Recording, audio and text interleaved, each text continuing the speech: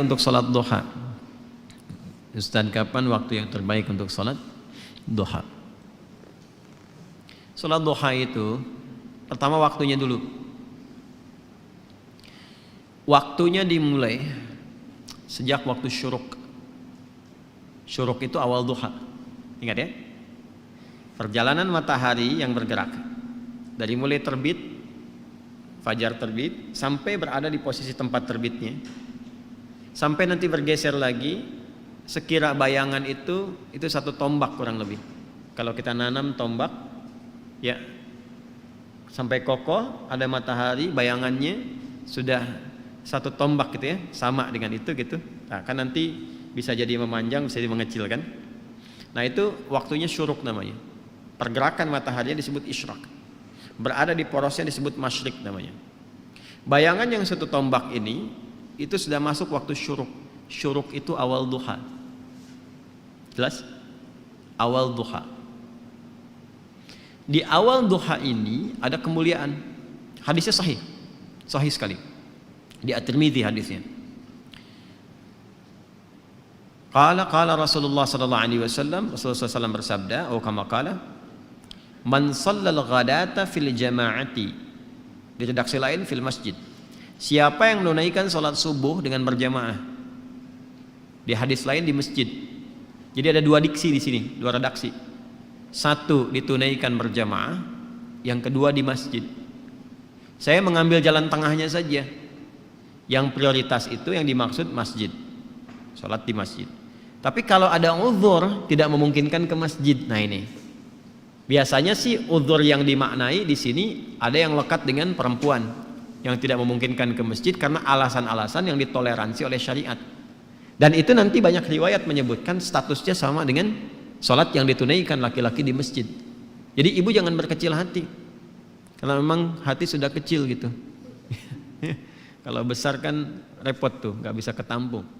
Jadi kalau misalnya suami laki-laki ke masjid dan perempuan tidak memungkinkan karena alasan yang ma'dzur syar'an, ya ditoleransi oleh syariat, itu tunaikan di rumah dan nilainya sama dengan laki-laki yang ke masjid. Nah, kalau ingin dapat awal duhanya syuruknya, maka tunaikan berjamaah di rumahnya. Ya, misal dengan asisten rumah tangga atau ada anak yang nggak ke masjid, misal yang perempuan, sama-sama lakukan di rumah. Nanti ada 3 keadaan perempuan yang tidak memungkinkan untuk ke masjid boleh di rumah. Nah, baik. Sebelum 3 keadaan itu saya sebutkan, saya balik dulu supaya tidak terlampau melompat. Man shalal ghadata fil jama'ati aw fil masjid. Siapa yang menunaikan salat subuh berjamaah atau di masjid, kemudian thumma yaq'udu yadhkurullaha. Lalu dia tidak langsung beranjak, berzikir dulu. Duduk zikir. Saya telah terangkan di satu kesempatan di malam tadi kan, zikir itu banyak, bisa berdoa, bisa kalimat thayyibah, bisa baca Al-Quran, bisa taklim, itu bagian dari zikir. Taklim, kalau ada muhadarah, orang Arab bilangnya muhadarah, kalau kita taklim. Itu paling singkat, paling gampang, dapat sholat syuruk tuh paling enak tuh itu. Kalau Sabtu Ahad kan ada kajian subuh kan, enak kan tuh duduk. Nah itu kajian itu termasuk dari zikir yang mengingatkan kita dengan Allah. Itu dalilnya di Quran surah 3 Ali Imran di ayat 190-191 itu. Inna fi khalqis samawati wal ardi wa ikhtilafil laili wan nahari la ayatin liulil albab. Siapa ulul albab itu? Alladzina yadhkurunallaha qiyaman wa qu'udan wa 'ala junubihim wa yatafakkaruna fi khalqis samawati wal ardi. Nah, tafakkur itu masuk dalam kajian, konteks kajian. Ah, itu sedang berzikir kepada Allah Subhanahu wa taala. Karena itu di hadis Muslim, komen Nabi terhadap orang yang sedang ngaji itu tinggi, menyampaikan 4 kemuliaan. Ya, majtama'a qaumun fi baitin min buyutillahi. Enggak pernah ada orang kumpul di salah satu rumah Allah. Kemudian kumpulnya itu spesifik. Yatluna kitaballahi wa yatadarasunahu fima bainahum. Mereka ngaji di situ. Ngaji, mempelajari ayat, mendiskusikannya. Kecuali orang-orang itu sedang disebutkan oleh Nabi mendapatkan 4 kemuliaan. Ghasyiyatuhum rahmah, dinaungi oleh rahmat Allah Subhanahu wa taala. Nazalat alaihimus sakinah, diberikan sakinah, ketentaman pada jiwa. Ya, kemudian wahaffathumul malaikah, dinaungi oleh malaikat, malaikat banyak berkumpul. Kemudian wa dzakarahumullahu fiman indah. Nah, ini dia kalimatnya. Wa dzakarahumullahu fiman indah. Disanjung-sanjung oleh Allah orang-orang ini, ya kan? Sanjung-sanjung oleh Allah di sekitaran makhluk yang ada di dekat arsy. Disebut-sebut namanya. Ya, itu hambaku fulan. Fitnah disebut-sebut tuh. Fitnah nih. Masya Allah, datang jauh-jauh dari Jakarta. Disebutin tuh sampai selesai. Ya, Masya Allah. Itu disanjung tuh. Makanya Nabi itu mensupport kita untuk menghidupkan halaqah zikir. Nah, zikir itu salah satunya ada yang memahami dengan ilmu. Majelis ilmu, majelis ilmi. Nah, dalilnya dari mana? Yang Al-Mujadalah itu ayat 11. Ya. Ya ayyuhalladzina amanu idza qila lakum tafassahu fil majalisi fafsahu yafsahillahu lakum wa idza qila inshuzu fanshuzu yarfa'illahu alladzina amanu minkum walladzina utul ilma darajat. Paham ya? Nah, itu gambarannya. Nah, kemudian dia nggak langsung beranjak. Jadi setelah sholat 2 rakaat subuh, ya kan? Nggak langsung pulang, duduk dulu. Ada yang ngaji, ada yang ikut taklim, ada yang tilawah, ada yang ulang hafalan. Nah, sampai tiba bidayatul duha, awal duha. Awal duha itu disebut dengan syuruk itu. Ya, hatta bidayatul duha, sampai tiba awal duha. Ya, fa yusalli raka'ataini. Kemudian dia salat 2 rakaat di awal duha itu. Fakana alaihi ka ajri hajjin wa umratin. Maka dia mendapatkan pahala yang senilai dengan haji dan umrah. Sempurna. Jangan dipahami sudah haji dan umrah, bukan. Dipahaminya pahala yang senilai itu. Ya, tapi belum tentu dapat kemuliaan salat misalnya di Masjidil Haram, Masjid Nabawi, itu kan kemuliaan yang lainnya. Tapi pahalanya baik. Apa di antara pahalanya senilai haji dan umrah itu? Ya, berpeluang mendapati surga dan rahmat Allah Subhanahu wa taala. Berpeluang merubah perilaku jadi lebih baik. Kan birrun itu adalah perubahan dari sifat kurang baik menjadi baik. Ketika melekat pada pelakunya disebut mabrur. Makanya di situ disebutkan haji mabrur, haji yang merubah perilaku seseorang menjadi baik. Nah, di antara jalan kalau belum bisa mampu haji atau umrah, konsisten salat syuruk itu awal duha. Kalau orang terbiasa salat syuruk, manfaat utamanya ya itu bisa merubah perilakunya menjadi lebih baik. Itu yang dimaksudkan. Jelas? Makanya didapatkan pahala senilai haji dan umrah. Dan itu mahal sekali. Ini awal duha. Pertengahan duha itu berlangsung, kalau sekarang tariklah waktunya 1 jam dari sholat subuh, ya 1 jam lah, kurang lebih 1 jam paling cepatnya. Jadi kalau subuh 4:30, awal duhanya itu awal syuruk jam berapa? 5:30, ya. Atau kalau mau garis aman kadang ada yang nambah 15 menit lagi, ada yang nambah 1,5 jam gitu ya, nggak ada masalah. Sampai matahari mulai naik sekitar jam 7:30, jam 8 lah. 7:30 sampai jam 8. Nah, itu sudah pertengahan duha.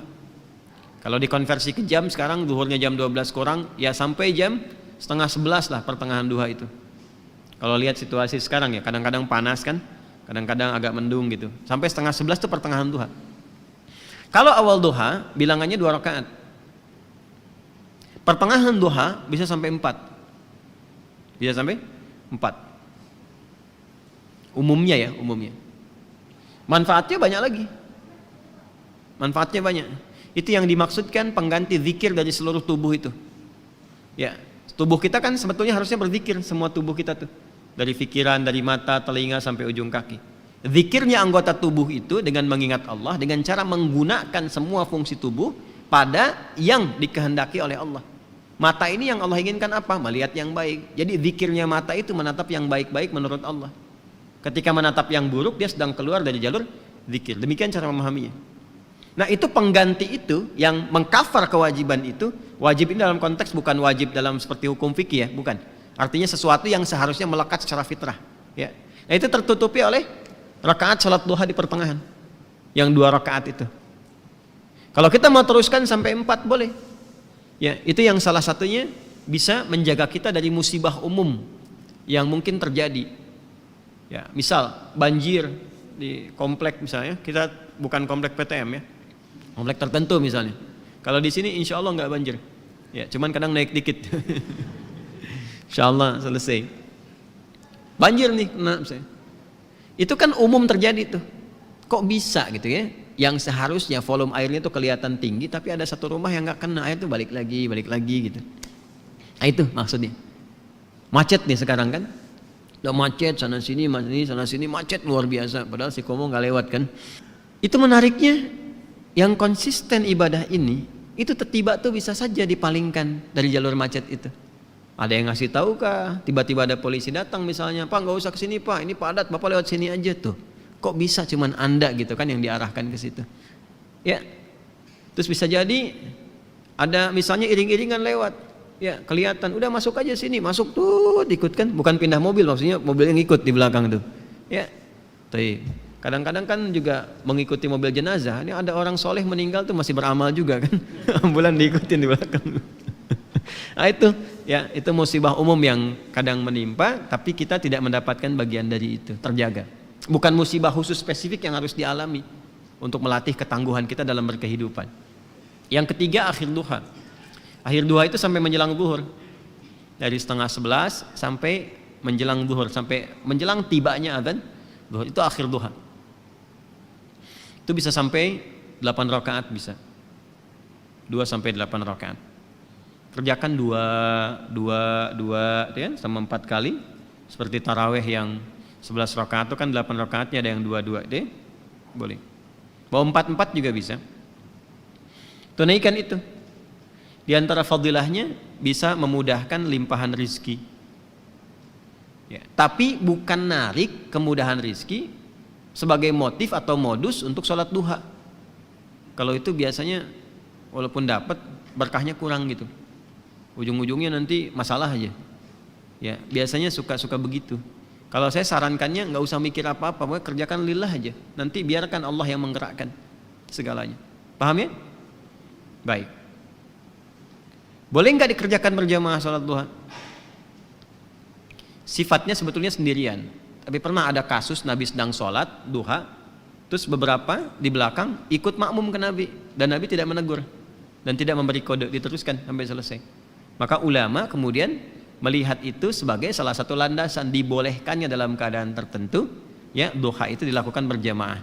Contohnya apa? Anak-anak sekolah, ya kan, pengen diajarin salat duha, dipraktekin, boleh. Ustadz yang imamin, anak-anak di belakang jadi makmum, boleh, sah. Ayah ingin melatih di rumah duha kepada anak-anak dan istri misalnya kan, untuk membiasakan, dilatih berjamaah dulu, itu boleh. Dalilnya yang tadi yang digunakan. Itu nggak ada perbedaan pendapat loh. Jadi kalau Anda maksa sendiri berbeda, Anda yang berbeda sendiri. Ya, awas. Jadi ngajinya disempurnakan, ada. Tapi bukan berarti menjadi kebiasaan yang dilestarikan dalam konteks ini terus sehingga seakan-akan menjadi itu tradisi untuk berjamaah, bukan itu. Ya. Sama sebetulnya dengan sholat malam juga. Sifat sholat malam itu sifatnya sendirian sebetulnya. Ya, bukan berjamaah. Tapi bukan berarti nggak boleh berjamaah. Ada dengan tujuan tertentu untuk berlatih atau mendapatkan kenikmatan bacaan. Kalau imamnya bagus, khusyuk baik gitu, kita berlatih untuk mendapatkan itu. Ya, dalilnya banyak. Yang paling populer itu kan yang Ibnu Abbas itu, radhiyallahu taala anhu. Masih ingat? Ingat ya? Di Abu Daud itu nomor 1367. Ya, Ibnu Abbas itu sampai nginap di rumah bibinya Sayyidah Maimunah hanya untuk melihat kebiasaan Nabi di malam hari. Ya, sampai kemudian bangun malam hari, beliau memviralkanlah kejadian itu ke kita semua. Jadi kejadian baik itu boleh diviralkan. Ya, kejadian baik boleh diviralkan. Tapi kalau musibah ditolong, bukan diviralin. Udah tahu orang kebakaran, di videoin, terjadi kebakaran, saya ngapain? Orang di mobil minta tolong, Anda videokan gitu kan? Ya, maaf ya. Nah ini duha itu ya, yang ditunaikan itu 2 rakaat bisa 4 di akhirnya, itu bisa mempercepat datangnya apa? Rizki sesuai dengan kehendak Allah. Dan jangan selalu ditafsirkan dengan uang atau proyek, tidak. Kesehatan itu rizki, yang kalau sakit mungkin biayanya cukup tinggi. Ketenangan itu rizki, yang kalau gelisah keberlangsungan bisa ke psikiater atau psikolog, yang biayanya juga mahal juga. Makanya tenang itu mahal, Bu, Pak ya, tenang itu mahal, dan itu solusi sekali, solusi. Kecuali